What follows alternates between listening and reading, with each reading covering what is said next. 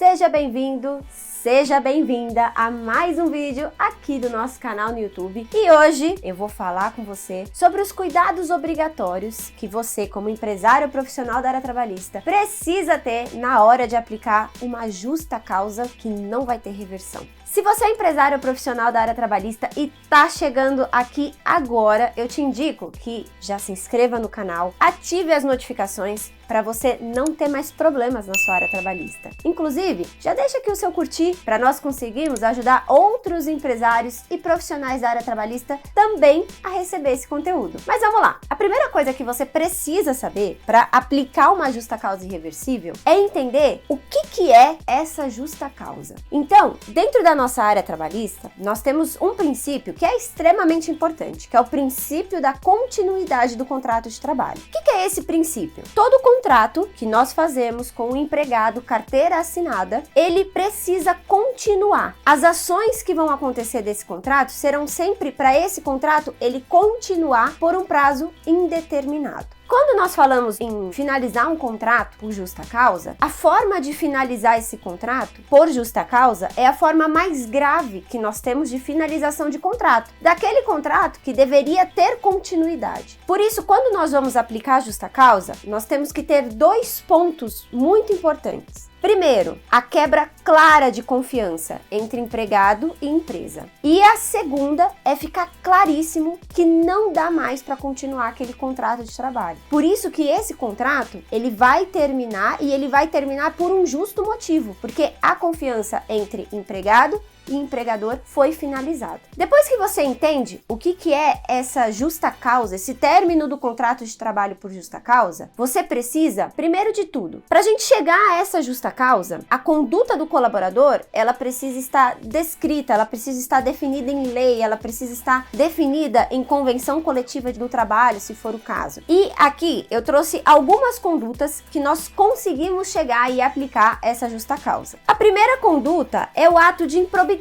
O que é esse tal de ato de improbidade? É quando o colaborador ele tem uma ação que leva à falta de caráter, como por exemplo, quando o colaborador ele furta algo da empresa. Outro é a incontinência de conduta. O que é essa incontinência de conduta? Nome difícil, né? Aqui é quando o colaborador ele tem alguma ação ligada à obscenidade, quando, por exemplo, o colaborador ele assiste na empresa conteúdos que são inapropriados. Outro é o mau procedimento, que é quando o colaborador ele tem ações incompatíveis com as regras da empresa. Outra ação que pode levar à justa causa é a negociação habitual. O que é essa negociação habitual? São hábitos de comércio do colaborador que não foram autorizados pelo empregador.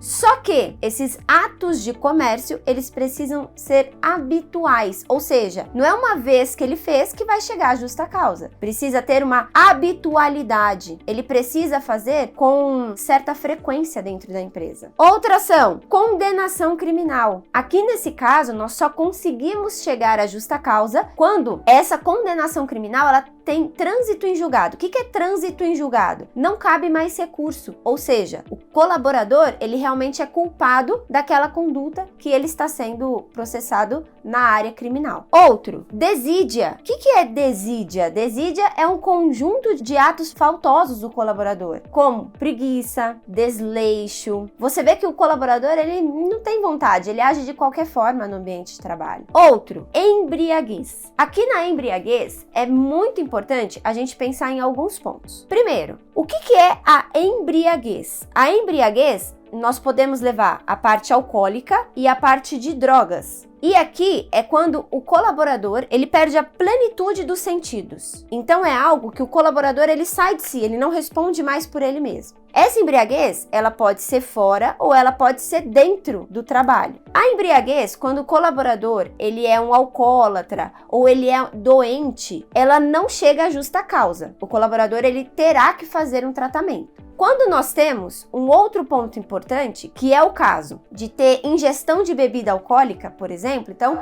imagina que o colaborador, uma sexta-feira, aniversário dele, foi almoçar com os colegas de trabalho e tomou uma cervejinha. Ele ainda está respondendo pelos atos dele, ele só ingeriu bebida alcoólica, ele chegou na empresa, deu para sentir o cheiro que ele ingeriu bebida alcoólica. Aqui nesse caso, nós não chegamos à justa causa. Se a empresa não admitir essa atitude, nós vamos aplicar uma advertência escrita, mas não chega a uma justa causa, porque é que ele ingeriu a bebida alcoólica. Então aqui a empresa precisa dar direcionamento e fazer o desenvolvimento do colaborador com a advertência por escrito. Agora, quando nós temos a embriaguez, o colaborador ele perdeu os sentidos. Aí aqui nesse caso nós falamos em uma aplicação de justa causa. Mas tudo é preciso ter bom senso. A gente não pode ir sempre a ferro e fogo, não. Tem que ter bom senso, tem que entender a situação, tem que ver se a empresa conscientizou aquele colaborador, buscou conversar com ele, tem que entender quem é esse colaborador. Então, nós temos que analisar caso a caso. Outra ação, violação de segredo da empresa. Eu falo muito para vocês, coloquem cláusula de sigilo no contrato de trabalho ou façam termo de sigilo. Dependendo da função, precisa de um termo próprio de sigilo, para falar sobre todas as atividades, tudo o que o colaborador ele precisa ter sigilo. Por quê? Porque aqui, ó, a gente fala em violação de segredo da empresa. Violação de marca, violação de patente, estratégia, mas tem um ponto importante. Tem que ficar claro que essa revelação de segredo por parte do colaborador prejudicou o negócio. Outro, indisciplina é o descumprimento de ordens de serviço. Insubordinação é quando o colaborador não cumpre ordens do superior. Abandono de emprego, quando o colaborador não comparece ao trabalho por 30 dias corridos. E aqui nesse abandono de emprego, até um parênteses, eu sempre indico que vocês façam uma notificação com aviso de recebimento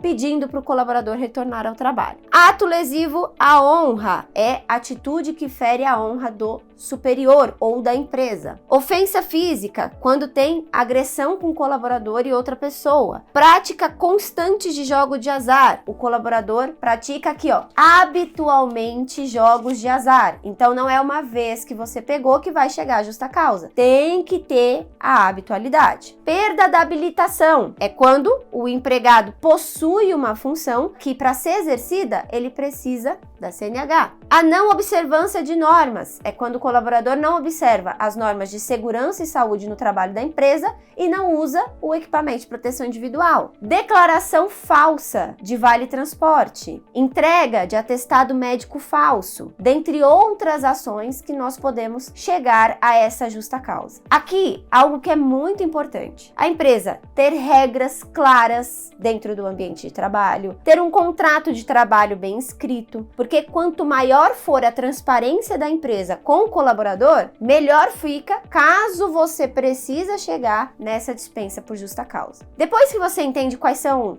as possibilidades de aplicação de justa causa, nós temos um pilar muito importante nessa aplicação de justa causa, que é a documentação. Quais são os documentos que nós precisamos para aplicar a justa causa? Nós precisamos de ferramentas desenvolvedoras, então, advertência sempre escrita, suspensão sempre escrita, porque aqui você vai documentar, você vai mostrar quais eram e quais são os atos faltosos do colaborador. Outro documento importante, essas documentações, elas precisam ter, como por exemplo, feedback negativo. O que eu indico? Tenha sempre uma pasta de cada colaborador. Nesse feedback negativo, você vai só anotar, o colaborador não precisa assinar, o feedback negativo não precisa ser feito por escrito. Então, você vai anotar. Por que você vai anotar? Para ver a evolução do colaborador, para ver se o colaborador voltou a ter a mesma conduta que você já tinha desenvolvido. Por quê? Porque tem colaborador que aprende e muda para sempre. Tem colaborador que muda por um período e volta a ter as mesmas atitudes. Para você metrificar isso, você precisa anotar. Tem que ter advertência escrita, como eu falei, tem que ter a suspensão por escrita. Sempre documentação, tudo por escrito. Quanto mais você documentar a empresa, melhor. Além disso, quando for necessário, nós precisamos fazer uma investigação interna dentro da empresa. Quando tiver investigação, sempre abra para o colaborador que está sendo investigado se explicar, se defender, porque senão essa investigação ela não é efetiva. Tem que ter também testemunhas dentro da empresa sobre o ato faltoso do colaborador. Então, documentem tudo. Depois que nós documentamos tudo, nós temos que ter proporcionalidade entre a atitude do colaborador e a ferramenta desenvolvedora que nós aplicamos. Aqui, nós vamos sempre aplicar essa ferramenta desenvolvedora com um caráter de crescimento para o colaborador, como um caráter de aprendizado para essas atitudes do colaborador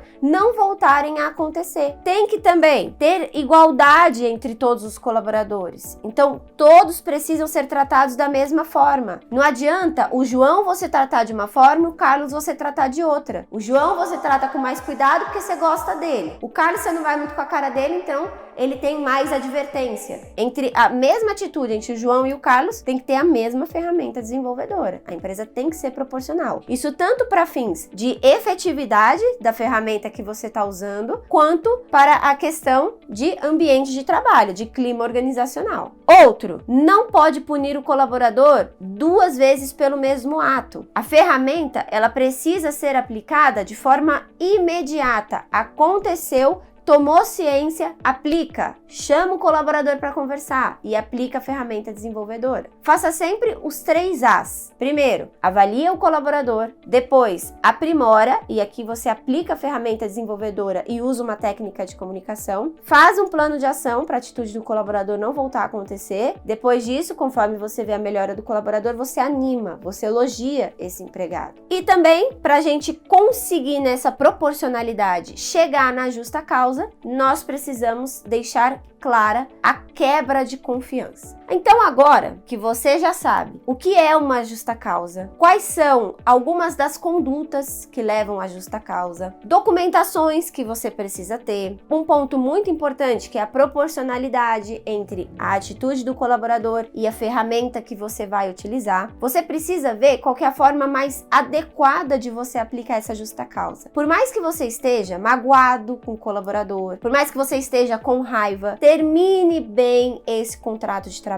Por mais que você vai aplicar uma justa causa. Então aqui você tem que chamar o colaborador para conversar. Você tem que, primeiro, nunca faça uma dispensa, qualquer tipo de dispensa. Colaborador e RH ou colaborador e contabilidade. Sabe aquela coisa? Passa na contabilidade, aí o colaborador nem sabe o que vai acontecer, acha que é uma reunião com a contabilidade, chega lá, surpresa, justa causa. Isso nunca. Como que é a forma adequada? Colaborador, um terceiro, aqui pode ser o RH ou a contabilidade, e o superior direto. Aqui vai mostrar para ele o que levou à justa causa, então imagina que é um atestado falso. Você mostra para ele e pergunta o que aconteceu. Deixa ele falar e depois você vai falar, por conta dessa atitude, nós estamos te aplicando uma dispensa por justa causa. Vai explicar o que vai ser pago na rescisão, abre para dúvidas e não pode anotar a justa causa na carteira de trabalho do colaborador. Como empregador, você não pode dificultar o colaborador